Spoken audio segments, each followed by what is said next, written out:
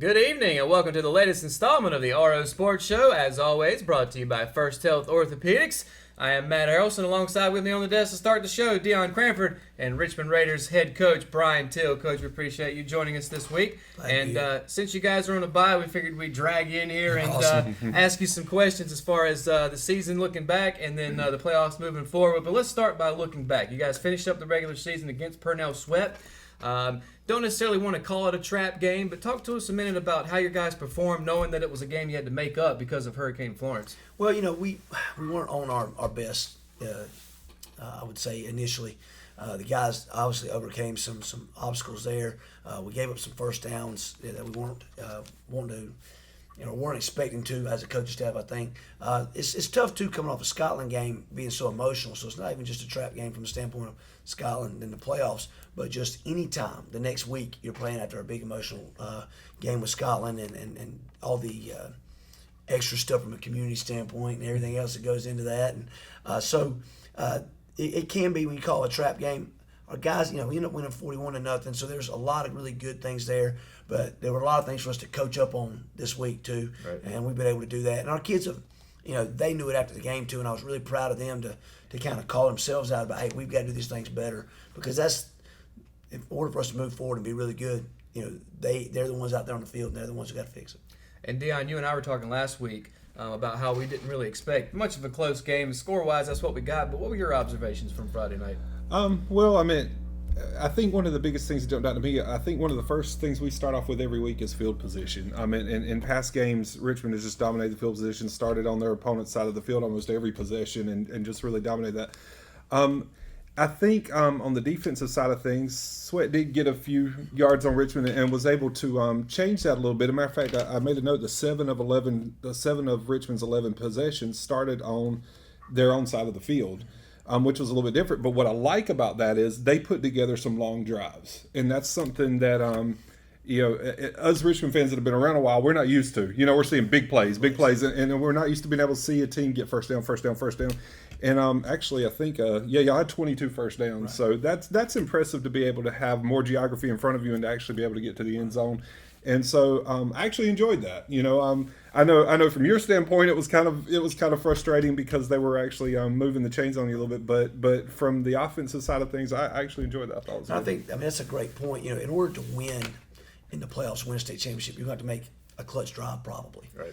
At some point in time. And so having experience with that is big. I think, the frustration comes with, like you're saying, if they string together the first two drives, I think one of them was 14 plays, one of them was 10.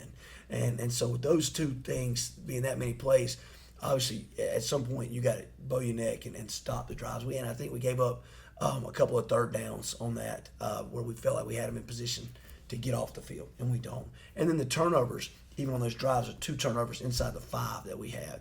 Those are things where, it's not about scoring more points against the opposition and making it look better. It's about being able to finish. And so going into the playoffs, those are things we're addressing from the standpoint of coaching those things up this week.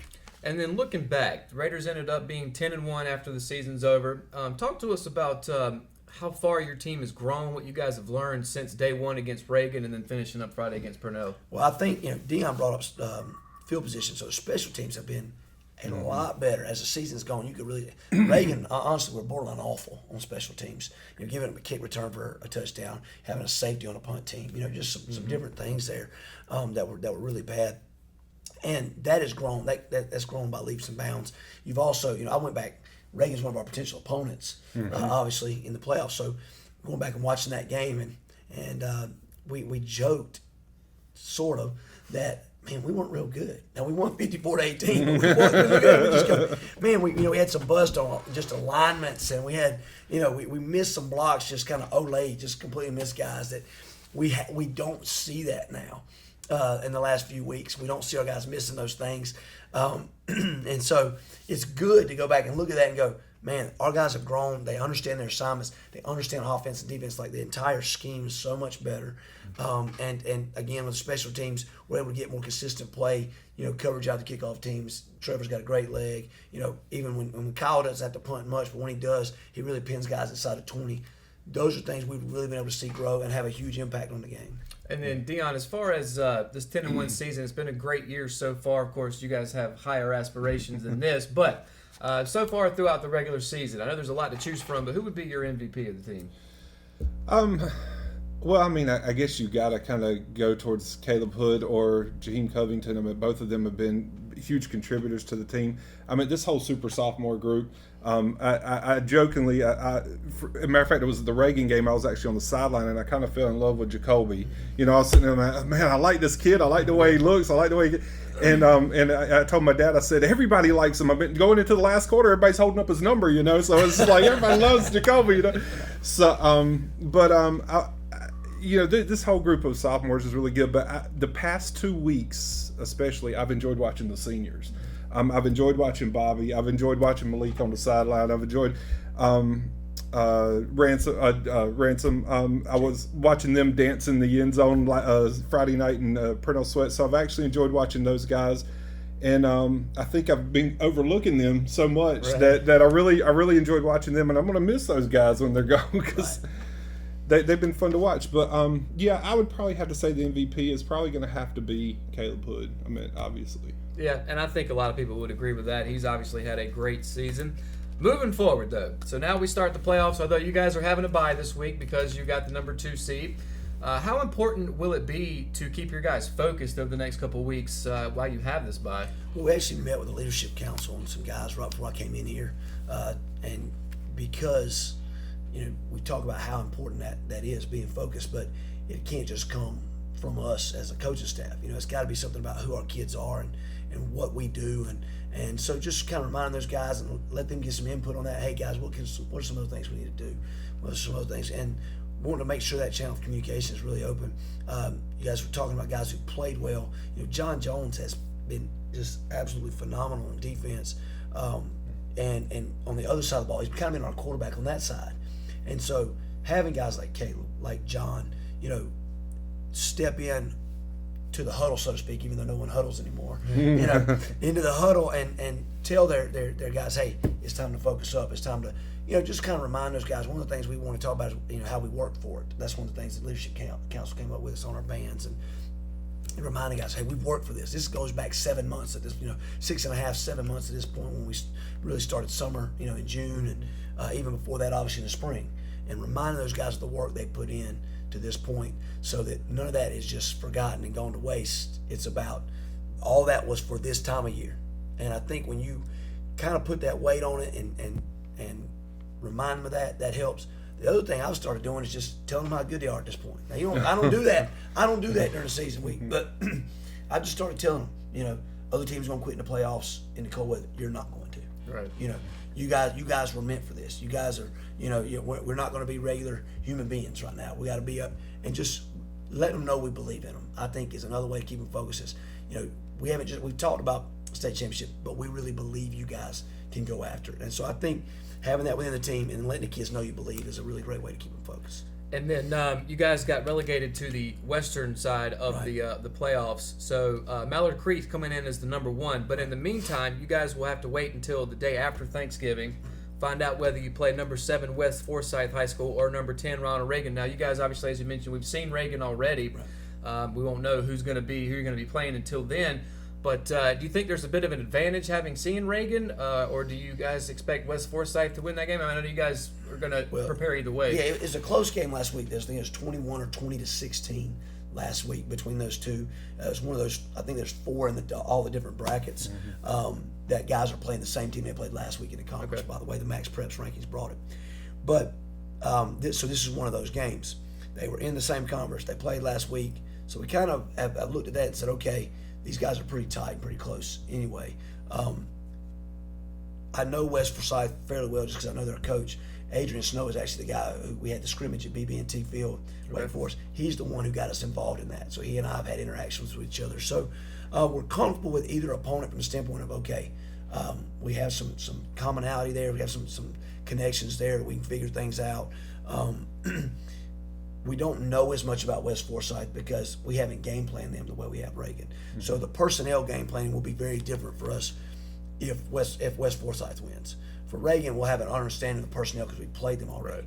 But the one thing that is an advantage is seeing the personnel we know about Reagan, play against West Forsyth, a lot of times you're scouting the playoffs, you're scouting so blindly because, all right, I'm watching this guy run. I mean, one of the things I do is I'll get a stopwatch out if a guy breaks a run, and I'll time him in a 20 or in a 40 on there to get an idea of how fast is he really. Is he running away from his competition, or is he really fast enough to run away from anybody? This helps us because we have some measure, some baseline, so to speak, to measure these guys against. So I think that's going to help us from a scouting standpoint this round. Going forward, after this, I don't know how much help it'll, we'll have to get an idea. And I talked to a lot of coaches around the state to try and help us with that. All right. And then, Deion, my last question for you. What do you expect moving forward to see from the Raiders, whether it's Forsyth, Reagan, or anybody after that? Well, one unique thing, we were breaking down the brackets yesterday, and one unique thing I was looking at is it's actually possible to see 3 of your non-conference opponents. Yeah. It's possible to actually have Reagan, Butler, and Wake Forest, assuming you continue to win. So that could actually work out in your favor, I guess, because you have seen all those teams. That's right. I obviously expect to probably see Butler in round 3. As far as the West Forsyth, and Reagan game, I could really see that. Like he said, it was close last week. I could probably see that one going either way. That's a big rivalry game. East Forsyth, which y'all saw in the preseason scrimmage. They dropped to 4A, but they were undefeated. So it's, you're looking at the twos, basically the twos from that conference. So, and I got to say this about Reagan, because I've kind of been following them since we played them in week 1. I would have never thought that would be a 7-4 team playing as well as they are right now. So it's probably going to be a different Reagan team if you see them next week. So I think so. And if you look at what they've done since then, and the progression, we talked about how much better are we. Or what do we think? Well, they're a lot better football team now. And I think, like you said, the record and the competition bears that out. And then my last question for you, Coach. Moving forward into the playoffs, not asking for what you guys expect to happen, but as far as it being an 8-year, there's a little bit of added pressure with that. Of course, you've got a very talented team coming in as the 2 seed. What are you telling your guys as far as trying to win a state championship? Is that something you guys are acknowledging? Oh, yeah. I mean, we've acknowledged that since the beginning of the season, since the offseason. I mean, that's what we're wanting, and, the playoffs give you an opportunity for that. But what we're doing is actually doing probably the opposite of what you guys do in your job, making sure that, we are looking at just 1 week at a time. Because it's great to look at the brackets, and all of us as sports fans love to analyze that, and it's great conversation. But really, to be at a high performance level, each week, you have to really focus on whatever the next opponent is, because you're not guaranteed anything. It's like one of the coaches actually had the analogy the other day. I think it was Coach Jones. It's great. Let's say you're in baseball. Got all these baseball hats up here, and you got to win 2 games to win the series. Well, when do you throw your best pitcher? Right. Well, you throw him first because you're not guaranteed the second game. Right. Right. And it's kind of that's a great analogy that you got to throw your best shot every Friday right now. Not worried about what we're going to do down the road, because if you don't throw your best shot and win, you're not getting down the road. And I think that's really right now that's got to be what we're doing to give ourselves a shot at the state title. Is whoever our next opponent is, give them everything we got. All right. Well, of course, congratulations on getting this far, and of course, good luck to your team the rest of the year. One last question for you. All right. Georgia Bulldogs, any chance getting in the college football playoff? Got to beat Alabama. I think that's what everybody says. So. All right, well, Coach, we really appreciate it. Head Coach Brian Till, Deion Cranford as well, joining the table. And we're going to take our first commercial break. When we come back, we're going to talk some college football and much, much more when we come back to the RO Sports Show. Hayden Construction has 2 new homes under construction at 2 distinct locations. 125 Crystal Court in Carolina Hills and on Robberdale School Road. Both feature incredible floor plans and distinct features inside and out. Hayden Construction, quality, value, and beauty. Call Jamie Smart at 910-331-5811 or Nicole Hayden at 910-995-0717 today to schedule an appointment. Exit Realty, making dreams a reality. At Richmond County Hospice, we strive to provide high-quality care to our patients and their families. Whether it's the incredible hospitality at the Haven House or from the comfort of your own home, you can count on Hospice to be there for you. We also offer monthly grief support groups, and our chaplain will be there to hold your hand in prayer. Through our amazing staff and our volunteers, Hospice has made difficult times easier for our community. Call the number on your screen if you feel that you or your loved one may benefit from our services. Richmond County Hospice. Peace, comfort, dignity.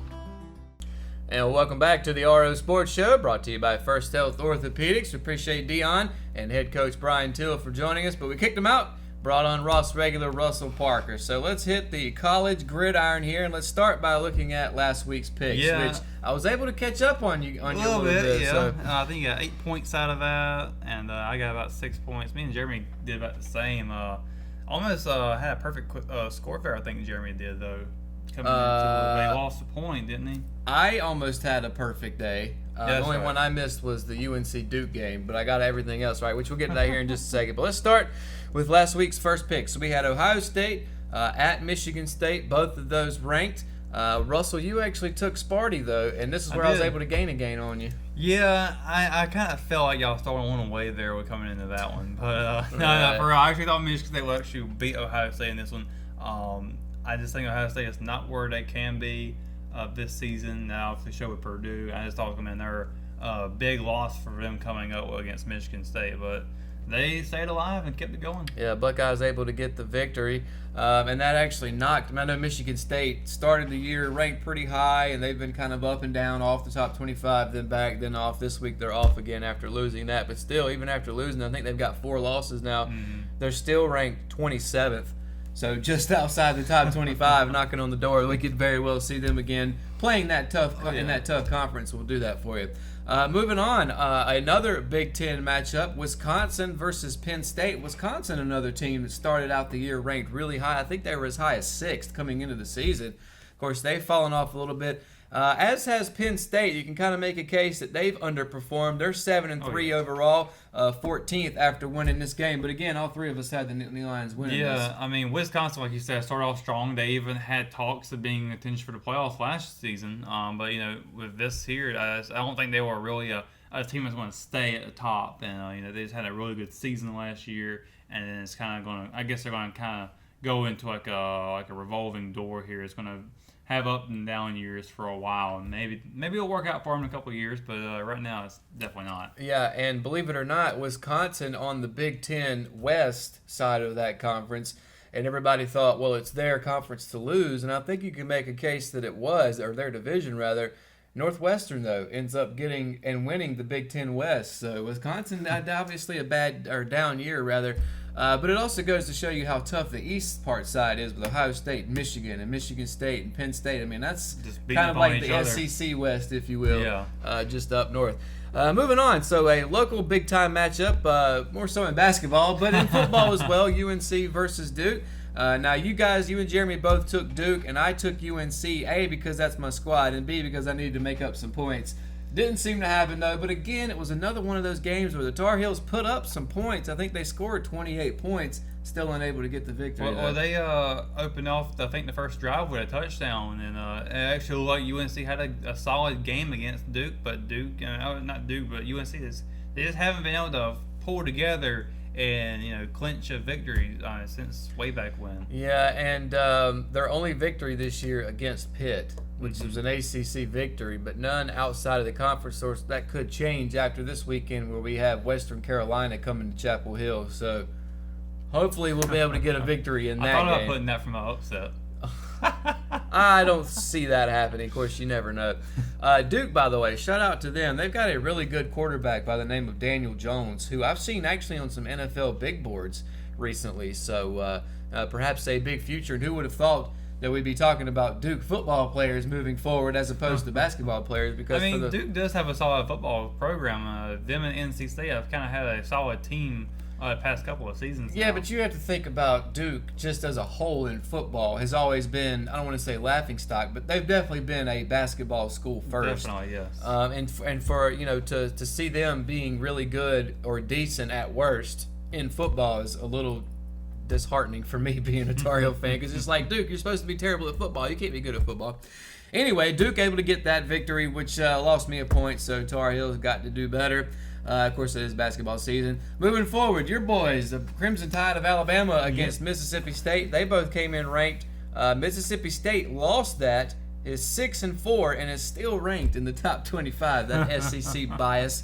But Alabama, no trouble with the Bulldogs. No, Alabama continues to get it done week in, week out. I just don't see what's going to stop them at this point. Everybody thought LSU had been the one, but I think going from here on out, at least until they meet Georgia and Atlanta, I don't think they're going to get stopped anytime soon. I agree with you. I don't know that they've got the Iron Bowl coming up soon. They got the Citadel, and that was just yeah, Saturday. that's just like Jeremy said, that's just a practice that counts. Yeah, and then you got Auburn. So yeah, and I know we don't need to jump too far forward, but Auburn, are they going to be able to give them any trouble? I know it's a big rivalry game, but yeah, I can't remember which stadium they're at. I think they're going to be in Tuscaloosa this time around, so I don't think they're going to be in trouble.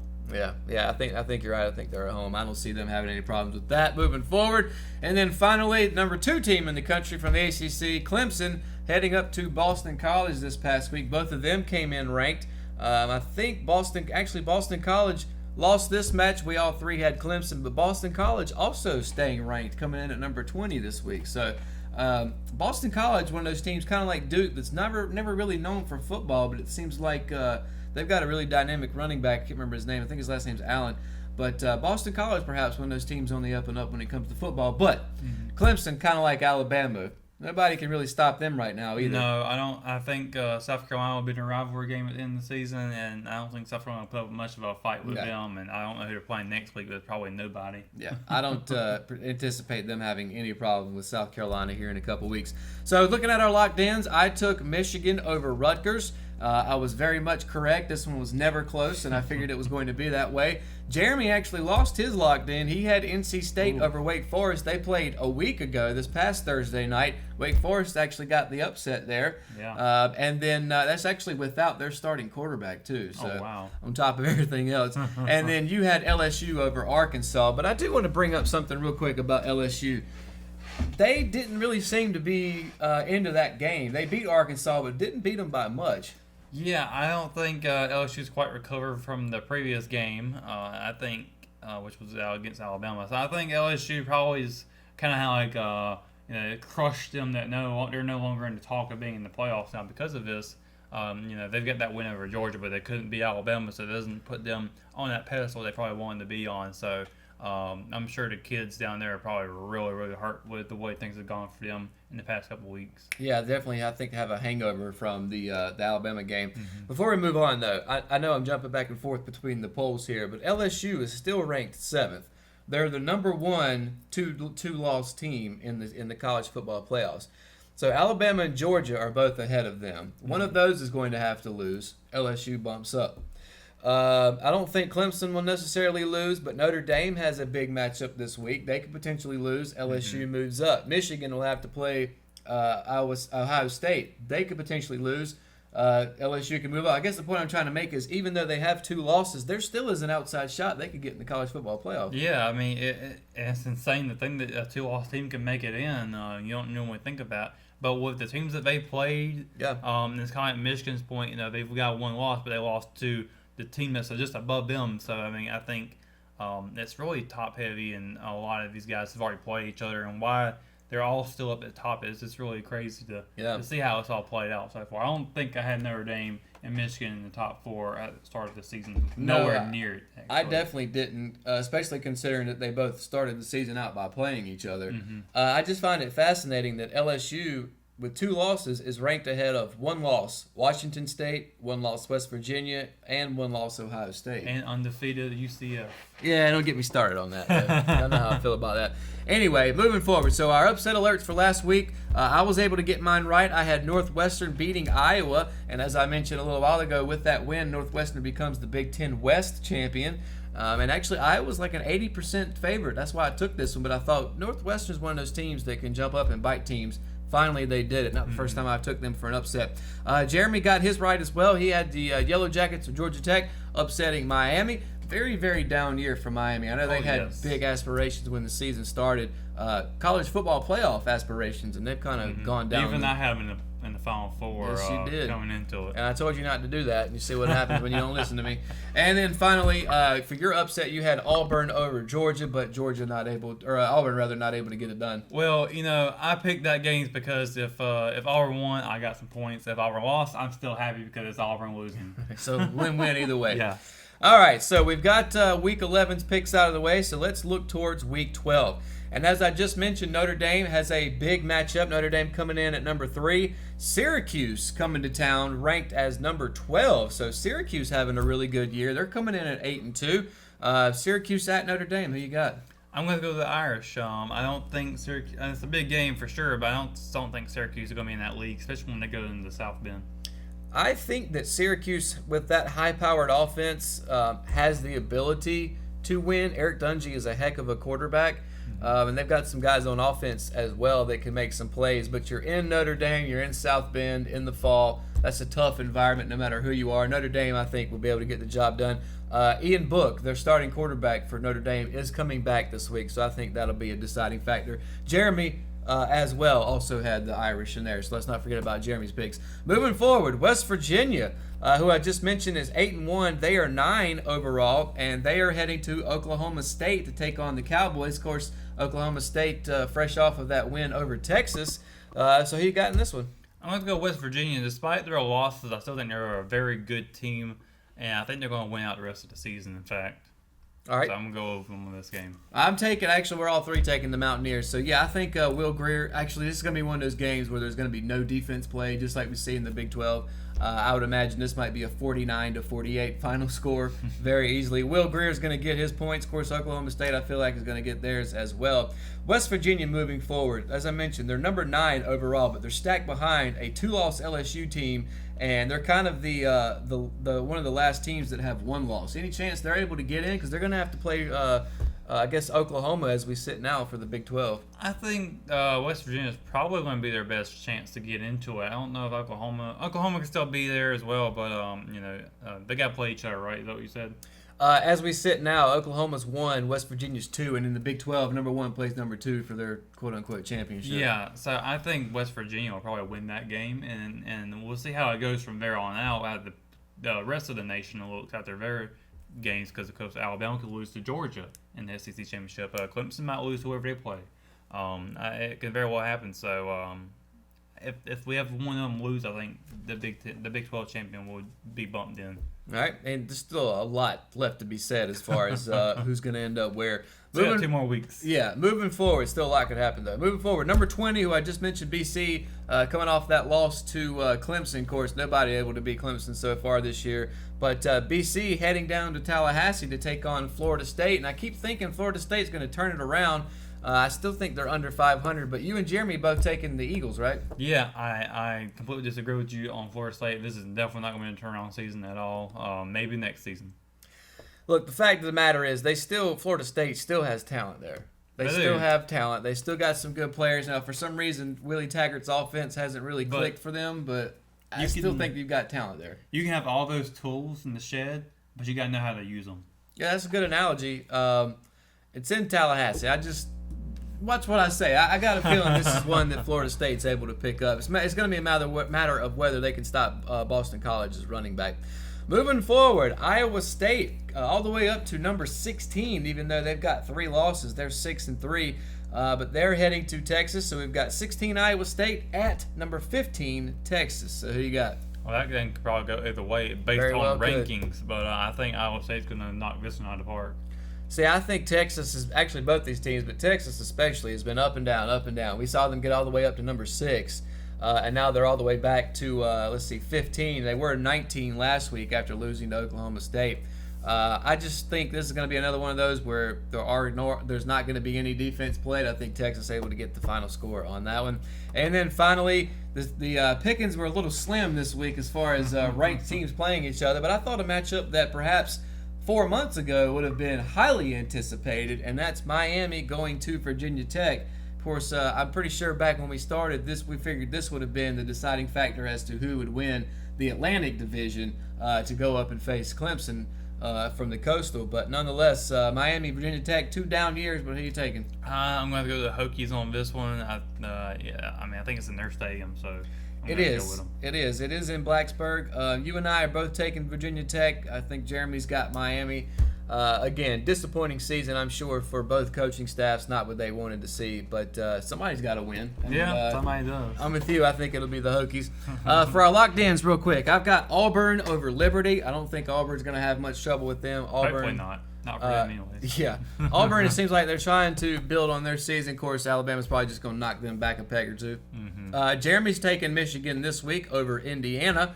And then you've got, guess what? Alabama over the Citadel. Don't think there'll be much trouble there. Despite what Nick Saban's been saying that he's going to take this team very seriously, I say he's going to take it very lightly. Nobody in Tuscaloosa is taking Citadel seriously. And then for upsets, I've got UAB upsetting Texas A&M. UAB is actually 9-1 this season, which is astonishing considering that 2 years ago they didn't even have a football program. Yeah, I remember when that actually happened, when they just kind of shut it down. They restarted it, thankfully for them. And matter of fact, I think they've already clinched their conference, or they have the opportunity to clinch this week. So I think that UAB able to get the upset over A&M. Let's see. Jeremy is taking Colorado over Utah. Utah coming in at 19 overall. Of course, Colorado's been ranked as well this season. And then you're actually taking Jeremy's locked in just the other way. You've got the Hoosiers beating Michigan. I think that's a tall order, man. Yeah, I think that's a long shot for sure. But I mean, I think a lot of these games this week can be a long shot for a lot of these drives. So it's going to be hard to see anybody really get upset this week, I think. All right. And then finally, who's your big man on campus this week? My big man on campus is Jordan Love, the quarterback from Utah State. They defeated San Jose State. He actually went 32 for 42, so he only dropped 10 passes. None of those were interceptions, but he also got 5 touchdowns and passed for 491 yards. All right, big game from Jordan Love. My big man on campus this week is Raquel Armstead, the running back from Temple. He had 210 yards, so he actually averaged 7 yards per carry. He had 6 touchdowns in Temple's 59-49 upset of Houston. So big game for Raquel Armstead. And then finally, I do want to just chat with you real quick about the CFP rankings this week. So Bama, Clemson 1-2, Notre Dame 3, Michigan 4. Doesn't really seem like much change, but that's your top 4. You've got Georgia, Oklahoma right there on the outside looking in.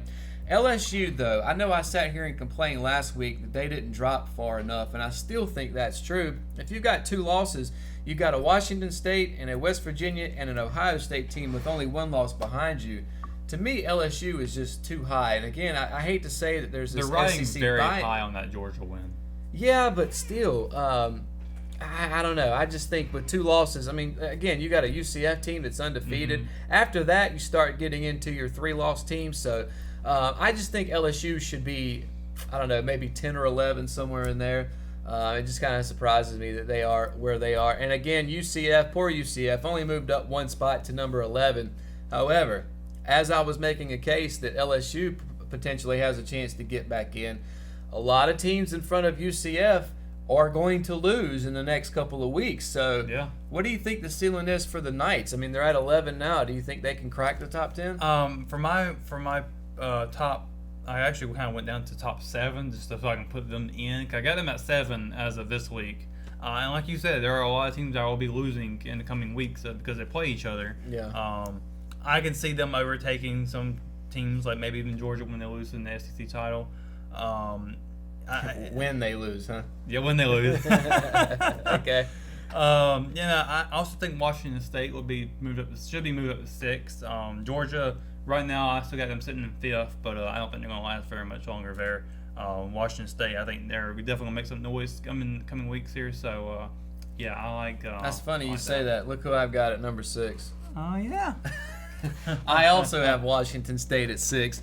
I don't know. That's just a feeling I get is that Washington State, when it comes down to picking those 1-loss teams, I feel like they're going to be the ones that's still standing after it's all said and done, which is crazy considering the fact that we thought the Pac-12 was dead a month ago. Oh, yeah. But it just goes to show you. And then Kentucky finally lost again, so they've kind of dropped out a little bit. Yeah, I think that was expected. They had a great run. They're like the Wisconsin of the SEC right now. I'd say next year they won't do as well. Yeah.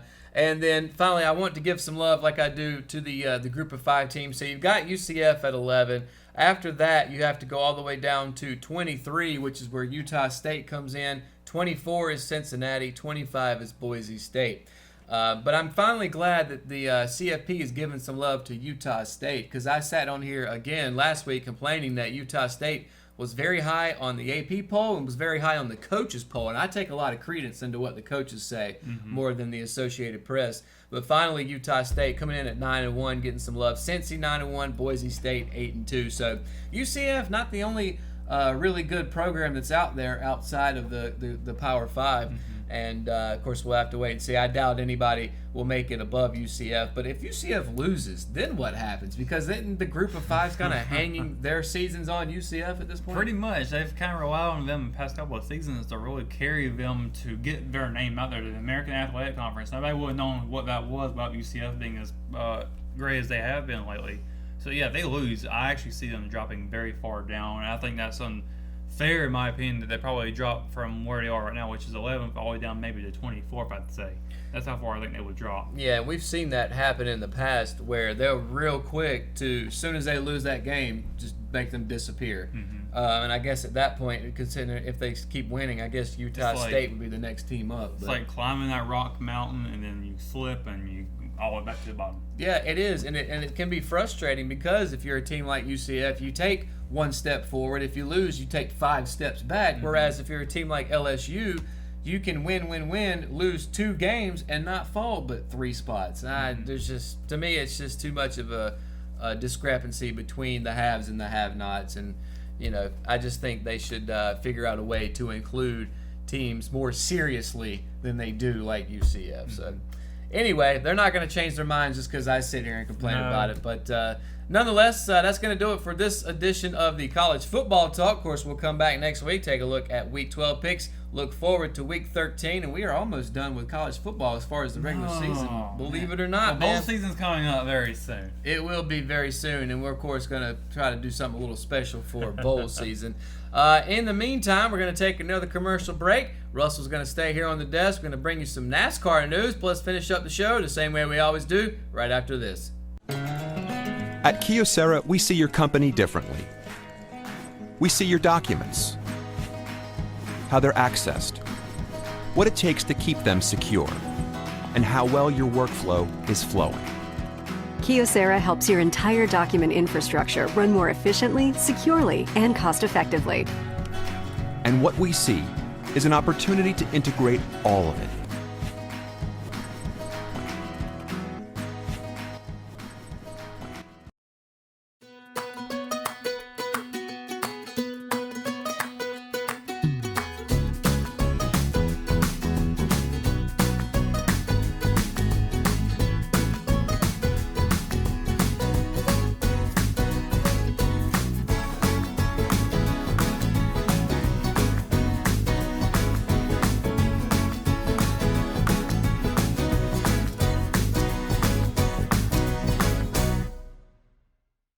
Welcome back to the RO Sports Show, as always, brought to you by First Health Orthopedics. And let's hit the track, Russell, when we're getting down to the nitty-gritty. It is here. Yeah, so the big boys were at ISM, otherwise known as Phoenix, this past week. So how'd they finish up there?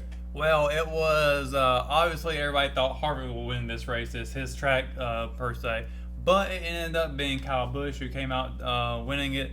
He actually led 117 laps towards the end of the race. The reason why Harvick was not in contention to win that race was because he had a tire issue just at the end of the first stage. Wasn't able to complete that first stage. He had to go down pit road, and it set him back a lot. So most of the race he was making up ground. He still managed to finish 5th in that race still. But other drivers who were out there who were battling for getting into the championship for was Eric Almirola, who actually had a solid finish of 4th. Yep. But he had to come into this race to win it, and he was not able to do that. So he gets eliminated. Kurt Busch was another driver, and well as Chase Elliott, those two were actually gunning for potentially making it into the championship 4. But unfortunately for them, they got caught in a late wreck that I believe was caused by Denny Hamlin, who was running really hard, very aggressive for potentially winning his own race. Of course, he's in the playoffs, so he don't care what happens to those guys at this point. So, but yeah, Chase Elliott and Kurt Busch not able to continue on. Very, very heartbreaking moment we've actually seen on the track, or off the track, was Tony Stewart greeting Kurt Busch, his team owner. So they had like a moment there. It really has taken NASCAR by storm with the way that just showed you the emotion that this playoff brings you. Yeah, absolutely. It's like any other sport. You know, you get wrapped up in the emotions of it. And nothing wrong with that. But this leaves us with the championship 4, correct? Yep. That is Kevin Harvick, Kyle Busch, Martin Truex Jr., and Joey Logano. All right. Now, any surprises there? I don't think there's any surprises when it comes to the big three, Harvick, Truex, and Busch. We were been talking for a while now who would make that 4th spot. Logano made that quite early on in Martinsville, so it's actually a question of all the big three going to be in it now because we got a new winner here. We've got a very tight spot now, especially with Harvick losing out so many points from his infraction at Texas. So it was like, is Harvick going to make it? If he wrecks, he's out. If Truex wrecks, he's out. Kyle Busch wrecks, he's out. It was a wild race in terms of watching the points. The leaderboard was on the side of the TV, and I was just watching that more than I was the race. So we're going to talk about the Cup Series moving forward here in just a minute. But let's drop down a level, if you will, and let's talk about the Truck Series first. So where are we at as far as that in their playoffs? Yeah, so their championship 4, all 3 series are ending their season this weekend. Trucks are going to be Friday night. Brett Moffitt, Justin Haley, Johnny Sauter, and Noah Gragson are your championship 4. Those guys are all pretty much young guys except for Johnny Sauter, who's like 40 years old. So he's... Oh, wait a minute. 40's not old, man. Okay, in comparison to the other drivers. All right, there you go. So Moffitt, I think Moffitt might be a favorite in this one considering he actually has a win coming off ISM. But, I mean, those guys all were gunning for that race. I watched a little bit of it that Friday night. And it was really insane towards the end of it because they were kind of going back and forth with who was in the lead, and eventually Brett Moffitt got the victory on that one. So looking at these 4 here for the Truck Series, before I get a prediction from you, make a case why any one of these guys could win. Yeah, so like I said with Moffitt, he's got the momentum to win this race itself, coming off of a victory already. He knows how to. He's got 5 wins this season already, so he knows how to win as well. And plenty of top 5s and top 10s to go along with it. Yeah. His average finish has been a 9.3. I think he's got a solid case there to say, hey, I can go out there and I can win this. And being a younger driver like he is, he can be more aggressive too. So I think he can have the truck to win it. Yeah, but speaking of young guys, Justin Haley, he's only 19. So yeah, what's his odds? One of the other youngest in this on Noah Gragson being the other one who's 19. I think Justin Haley, he won at Texas, so that's a 1.5 mile track. Homestead Miami Speedway is a 1.5 mile track, so he understands how to win at those tracks. However, Homestead is not quite the cookie cutter 1.5 mile. It's pretty symmetrical, if you will. I think it'll still play a factor though with the high bankings like you see at Texas kind of come into play at Homestead as well. I think he understands how to work that. All right, and then as you mentioned, Grayson also 19. So a couple young guys, and you got Moffitt who's kind of in the middle, and then you've got the wiry veteran, if you will, in Sauter who's 40, and 40's not old. So let's make predictions. Sorry, go ahead. Well, with Johnny Sauter being older, it also comes with experience. Exactly. And I think that he can. He's got the most wins. He's got 6 wins. He's also the 2016 champion in Truck Series and has been in the top 3 the last 3 seasons, finishing out the season. So he knows how to be in these situations. I think he can do it. Now, Noah Gragson, he knows how to start a race. It's his issue with finishing one that's going to get him. But he dominated Kansas back in May, was a 1.5 mile track. So he could also understand these 1.5 miles quite well and get it done. But only 1 win for him on the season. Yep. So, all right, prediction time. Who you taking?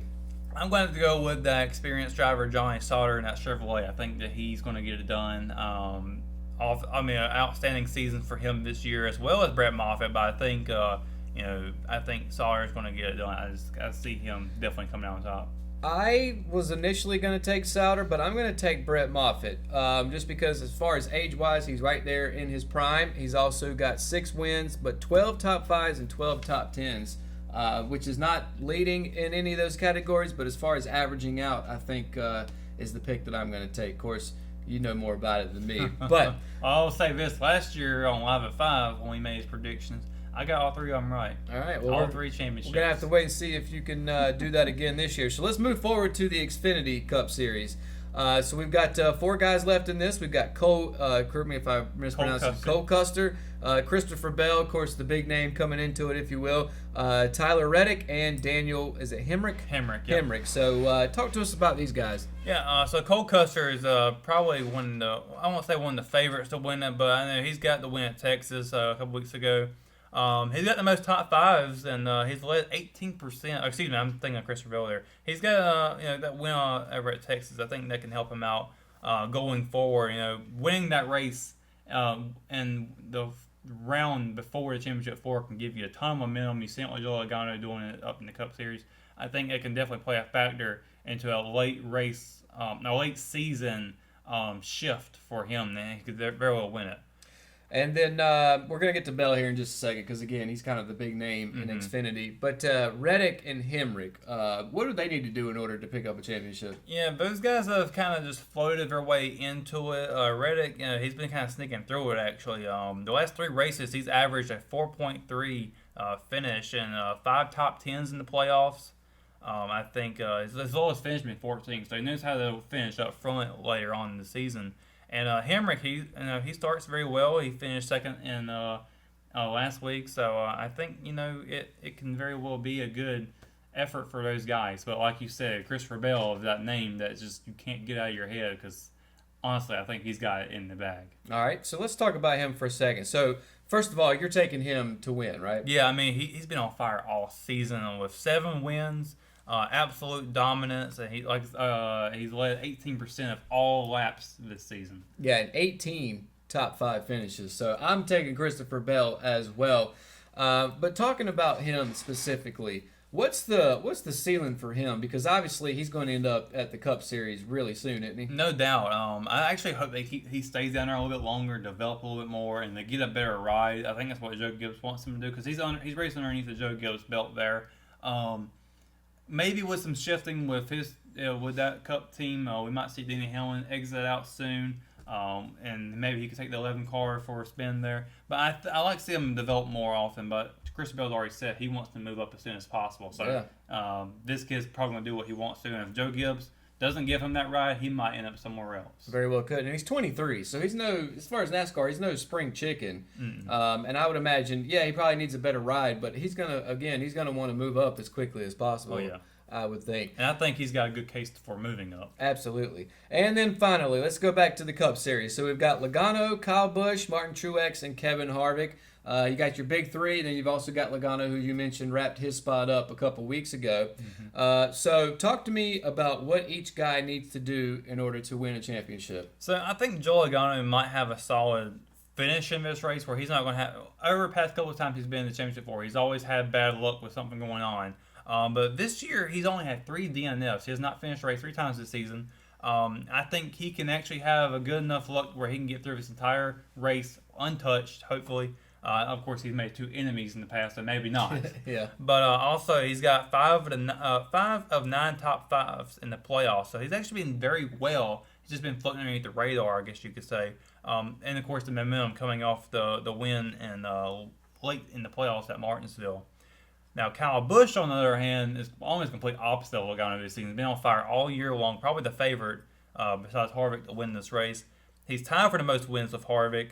He's got the best average finish at Championship 4. And, I just think he could be very well the champion this season. But Kevin Harvick also comes in as pretty much the best, and as far as Las Vegas is concerned, he has the best odds. So is that where we're headed next? As far as Las Vegas? No, we're going to Homestead. Okay, I was going to say, so Miami Homestead is the final race. That's where we'll figure out who your champion will be. Out of these 4, who's got the best chance at winning this race specifically? This race, I actually have to go. The interesting thing about 3 of these 4 drivers, the big 3, they've each have won at this track and won their championship at this track in the past couple of seasons. Logano has not won this race, but he's ran up front well enough. I'm not sure how he's going to do in this race still, but I think he can definitely give the other big 3 a run for his money. He actually didn't finish well at Phoenix last week. I think maybe that can be some incentive for him to do better, get the bad luck out of the way, and drive on for a championship. All right, and prediction time. Who are you taking? Who are you taking? I'm going to take Truex. I don't know why. I've just kind of had a liking to him this year. Now, if Keselowski had gotten in, I would have taken Brad. but he's not there. So I'm going to take Truex with. I know he's got 4 wins this season, which is behind Busch and Harvick's 8. But I mean, at this point, anybody can win it, right? Certainly. I mean, everybody's got equal chance to win this. But I think the big three, we've been talking about them all season long. Anybody can win this out of the big three. Very little talk about Logano other than his controversy the past couple of weeks. I think he's going to come in and he is going to get draped with confetti and Coca-Cola and all that fun stuff and be champion. All right. So are you saying that because you have the jacket in the desk, or you really think Logano's got a shot? I strongly think he has a good chance of it. All right. And I'm a Logano fan. It's hard for me to go I against him see this that. season. It's hard. I haven't had a big season with Logano this season, and he's finally making it big now. So I would not honestly have thought him being in the playoffs. Not in the playoffs, but this late in the playoffs per se. So I'm gonna have to start checking the desk before we start each show. I actually snuck this in right after Coach Till left. Yeah, because I definitely checked it earlier and I didn't see anything in there, and you snuck the Logano jacket in there. So you're taking Logano. I'm gonna take Truex. Of course, we'll come back next week and let you know, and by that point, we'll know who this year's Cup champion is. We will. All right, so that's going to do it for NASCAR. Of course, as I just mentioned, come back next week. We'll let you know who is your champion for the 2018 Monster Cup Energy Series. And when we come back, we're going to finish up the show the same way we always do. We've got our big impacts of the week, as well as Love It or Hate It, and much more on the RO Sports Show. McNair Auto Sales is the place to buy your pre-owned car, truck, or van.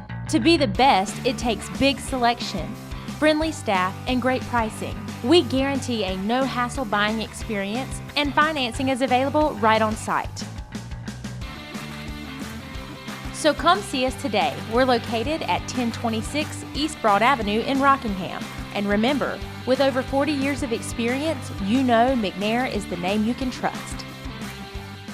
Willow Tree Antiques and Gifts is all about rustic home decor and gifts.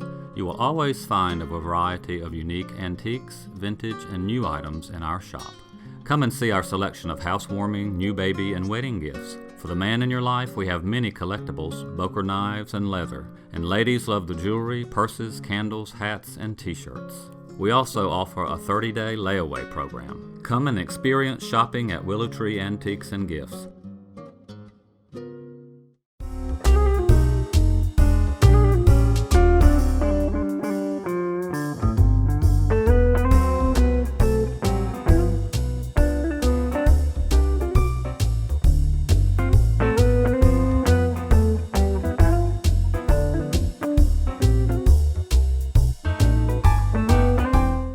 At Richmond Community College, we can prepare you for a high-skill, high-paying career in a variety of fields. From business to education, engineering, utilities, healthcare, criminal justice, information technology, and human services. At Richmond Community College, we can save you thousands of dollars on tuition through our university transfer programs that provide a seamless transition to universities and colleges throughout North Carolina. At Richmond Community College, we are always developing new courses and programs in response to the communities we serve. We offer day, evening, and online courses, and you can now complete 5 curriculum programs entirely online. At Richmond Community College, we believe in helping you prepare for a better life.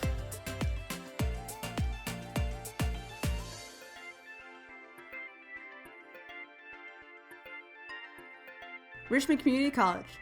Local college, big impact.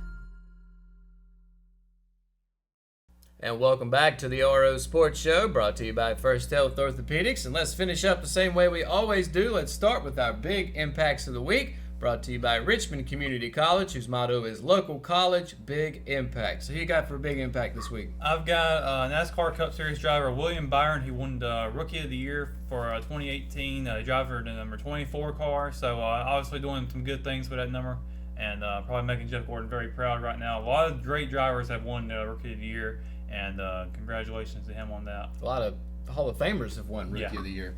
Also want to mention, on a somber note for NASCAR, David Pearson, 3-time Cup champion. He passed away this week at the age of 83. So for younger NASCAR fans, might not necessarily know who that is, but the older folks Of course, I'm pretty sure he's raised here in Rockingham before as well. So. I think his name's etched on the rock out there. Yeah, absolutely. So, of course, condolences to his family, friends, and his fans. My big impact for this week, and I hate to give them props, but the Duke Blue Devils in basketball leapfrogged Kansas for number 1 in the latest AP Top 25 poll after dominating Kentucky, who was number 2 in the nation, by 34 points. So it wasn't even close. This is the 135th time Duke has been named number 1, which broke a tie with UCLA for most all time. Wow. And it's also the 3rd straight season that Duke has spent at least 1 week at number 1. So as much as I hate to give them props, big ups to the Duke Blue Devils. And then finally, love it or hate it, we've got a bunch of them this week. So let's just jump right into it. Yeah, so many you sent this week. Yeah, so the first one here, a new report has come out that suggests that Monday Night Raw's airtime will be knocked back to 2 hours instead of 3 hours. Love it or hate it? I absolutely love that. I felt like forever Raw has been way too long. That 3 hours and like 15 minutes added on to the end of it is just way too long. So I'm glad they're going to shorten it down if they do. I agree. I love this as well. I think they've been doing 3 hours since Raw 1000, which was like 3 or 4 years ago. Oh no, they've been doing it a lot longer than that. 'Cause I remember back when I was a kid, I wasn't really allowed to stay up past a certain time, so I only got to see the first 2 hours of Raw. Yeah, and back in the day, Raw was 9 to 11. And then they added that first hour to make it 8 to 11. And it's just entirely too long. And I know that there's more superstars on the Raw roster than there are SmackDown, but still, with what they're doing, with what they've got, you can make Raw 2 hours and just make the show that much better, right? Yes. I think that's one of the reasons why SmackDown has become the A show almost. Yeah, they actually are. I mean, you look at it, WWE will recognize SmackDown as the flagship show right now. So, a lot of crazy things are happening lately with WWE, where SmackDown has become the better one, is because there's more focus on wrestling and a little bit less on the promos, but it's still there, but not as... That and the fact that you got a fighting champion on SmackDown in AJ Styles, and then of course I don't think Raw and WWE was anticipating Roman Reigns having to battle cancer again, but still they turn around and put the belt on Brock. Like that to me is just another downfall for Raw. Moving on, the Minnesota Twins, their catcher Joe Mauer is retiring after 15 seasons. Love it or hate it? I'll say love it. It's a long stretch. Yeah, he's a former 2009 AL MVP. Now, I was talking to Scott Emerson this week about Joe Mauer, and we were discussing as to whether we thought he should be a Hall of Famer. We both came to the same conclusion that he's like right there on the cusp, and Scott's like myself to where when you throw a name out there, if we have to think about it for a minute, he's usually not a Hall of Famer, and that's kind of the what he and I, the conclusion we came to. But still, nonetheless, Joe Mauer, an incredible career from Minnesota, from the state of Minnesota, for him to get drafted by the Twins and play for them for 15 seasons, of course, congratulations.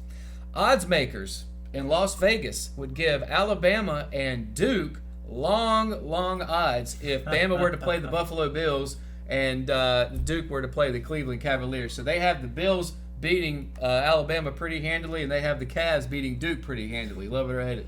I'm going to say, can I be a neutral on this one? Because I think it's kind of obvious that this would be the case. A lot of people like to make the case that Alabama could beat the worst NFL team. And I wasn't quite, so I was kind of surprised that Duke was in that mix with, I guess because they're number 1 right now. Yeah, and they've got three future NBA players on their team. Yeah, so I mean, it's hard to compare college to the professional level, no matter how good they are, and no matter how bad that professional team is. They know a lot more than the younger guys, and they can probably murder a few of them. Yeah, you could. People, it's always a fun argument to have, and I know people a few years ago were like, "Oh, well, that Bama team could have beat the Cleveland Browns at that point, the 0-16." No, you couldn't. Even the worst NFL team could beat the best college team. It is what it is. You've got professional grown men and playing what amounts to kids. Even though a lot of Bama guys will end up in the NFL. Same thing for Duke and the Cavs. Still, when it comes to there's a reason why it's professional and quote-unquote amateur. That's like putting the Pee Wee League against the Richmond Raiders or something exactly. like that. It's that same equivalent.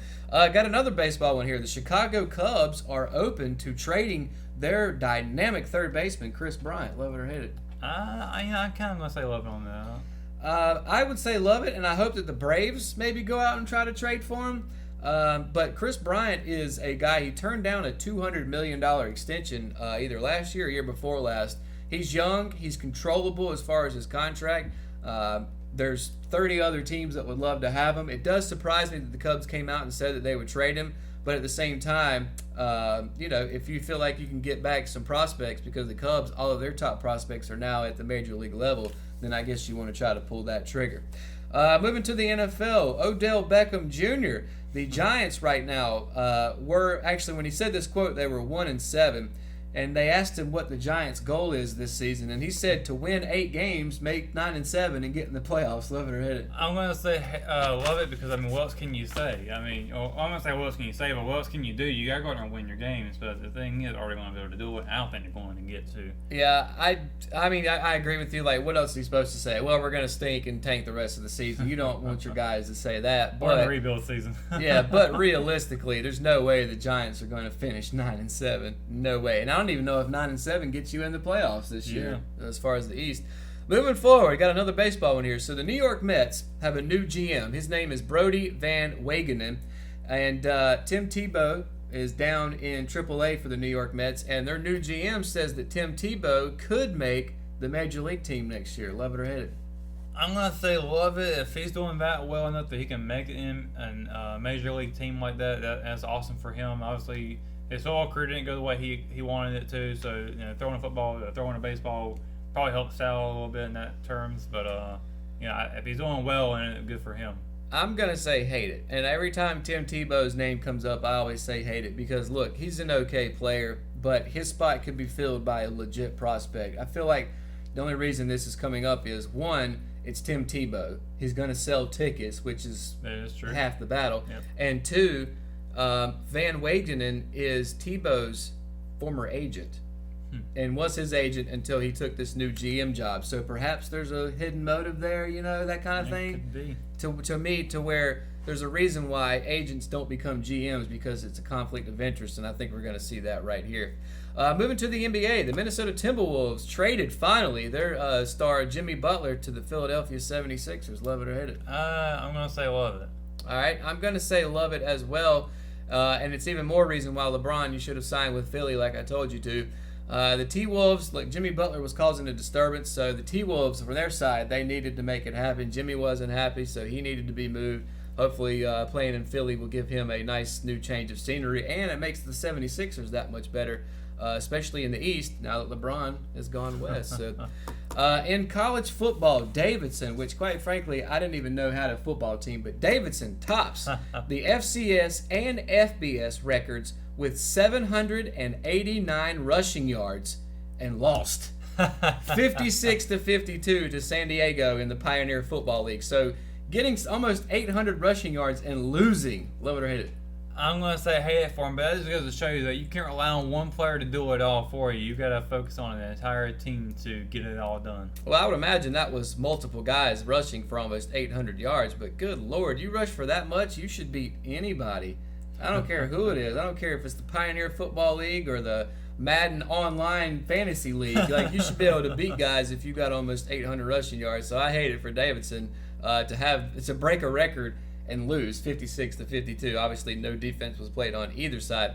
Going back to the NBA, Carmelo and the Houston Rockets. It's a young season, but they're already parting ways. Love it or hate it? Wow, I'm going to say hate it for that. I mean, you don't give enough time to really show what they can do. Yeah, and Melo, look, he's never been a good defensive player, but he can still score you 20, 22 points a night.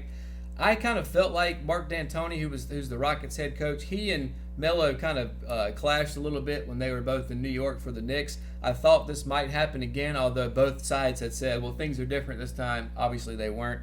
Melo will catch on somewhere, and I'm going to throw a name out there. I don't see why Melo couldn't sign with the Hornets. Yeah, we need some added scoring.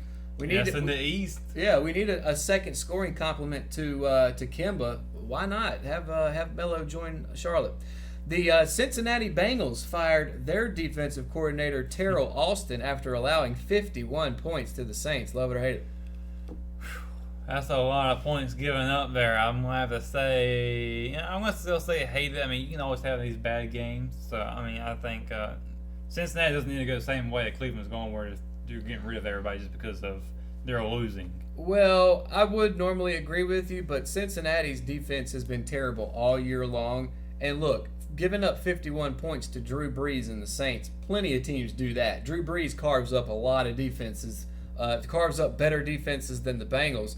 But still, 51 points in the NFL. Something needs to change. Perhaps it just needs to be a different face there on the sidelines for Cincinnati. The Milwaukee Bucks, going back to the NBA, their 7-footer, Brook Lopez, tied the record for most three-pointers made in a game with 8 for 7-footers. So tying the record as a 7-footer for threes. Love it or hate it? I'm going to say I love it. He could even break it. Yeah, I love it too. Anytime, this is the difference between the NBA now and the NBA 10 years ago. 7-footers can dribble the ball down. Centers aren't necessarily centers anymore. That position has kind of floated away, and now you just kind of got hybrid players. And Lopez has been around in the league now for over a decade, and he has changed his game to where he's learned how to shoot threes. He's learned to adapt in this NBA world, and I think that'll do him well. Louisville fired their head coach, Bobby Petrino, after the Cardinals lost their 7th game in a row. They fired him on Sunday. Louisville now 2-8 on the season. Love it or hate it? It seems like a repeat from what happened with Alabama and Florida State, and now it's Alabama Louisville. They just break teams at this point. I think maybe Louisville probably made the right move in this terms, because I think obviously with a terrible season like that, I think they could probably do better. I'm gonna have to go with love it on this. I'm gonna say hate it. Just last year and the 3 years before that, you had Lamar Jackson there, won a Heisman, had an even better season statistically his senior year, and Louisville was successful. So you're not even a year removed from that, and you fire Petrino because he's had a down year at 2-8. Like, give the guy a year to rebuild the program. Like, you have a once in a generation talent come through. Of course, you're going to drop back a little bit. But you think at the same time that recruiting process probably hasn't been done as well as they expected it to. So that could very well be a factor. I mean, I guess, but if you stuck with Petrino this long, well, why not give him another year to, maybe they're 2-8 this year. Maybe he has a really good recruiting class this offseason, and they come back and win 9 or 10 games next year. You really don't know in college football. I just think this was kind of a knee-jerk reaction. Jim Calhoun, who, if you're familiar with college basketball, coached the Connecticut Huskies men's programs for years and years and years. He's got to be close to 80 years old. Anyway, he led a different Connecticut school, the University of St. Joseph, to a win in its first ever men's game, 79-74. This is in Division III. He also got thrown out of the game. So Jim Calhoun still fiery, leading a different school to a win. Love it or hate it? I say love it on that. Yeah, I love it too. Older guy, still got that fire and that passion for college basketball. So, of course, congratulations to him and the University of St. Joseph on their first win. And then, finally, the Tennessee Titans defeated the New England Patriots 34-10. Former Pats running back, now with Tennessee, Dion Lewis, was quoted after the game when they asked him about the win. He said, "Hell yeah, it's personal. That's what happens when you go cheap. You get your ass kicked." So sorry for the wording there, but that's the quote, and I just love this, but love it or hate it. I'm going to say love it. Yeah, I love this too.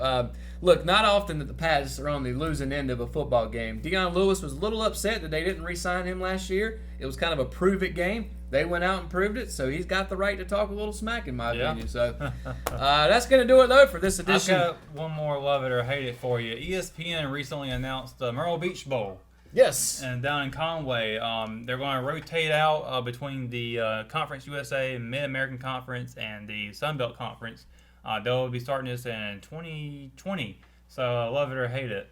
I love it. Anytime you can bring football to Myrtle Beach and give me a reason to go down there, I'm on top of that. I'm going to say love it too. And I don't know if you've seen Coastal Carolina Stadium. That's where they'll be playing it in that. I kind of like that teal color they got to the stadium. It's kind of the equivalent of the Smurf turf in Boise. Yeah. So, the Chanticleers have that teal colored field. And I think that'll be exciting. I think that'll do well.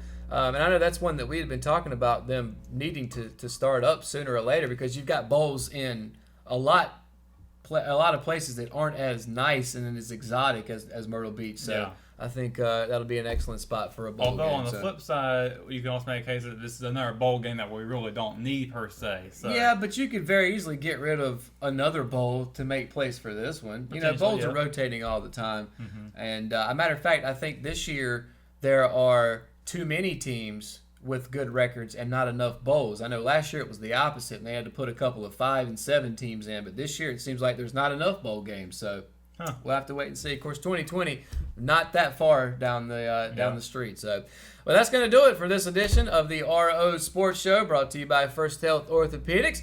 I want to thank Richmond Raider head coach Brian Till for joining us earlier, as well as Deion Cranford. I am Matt Harrelson, Russell Parker beside me, and of course you can catch us every week, Thursdays at 5:30 across all of the Richmond Observer platforms. Too many to name, but they're all free. We appreciate everybody tuning in. We'll see you right back here next Thursday at 5:30.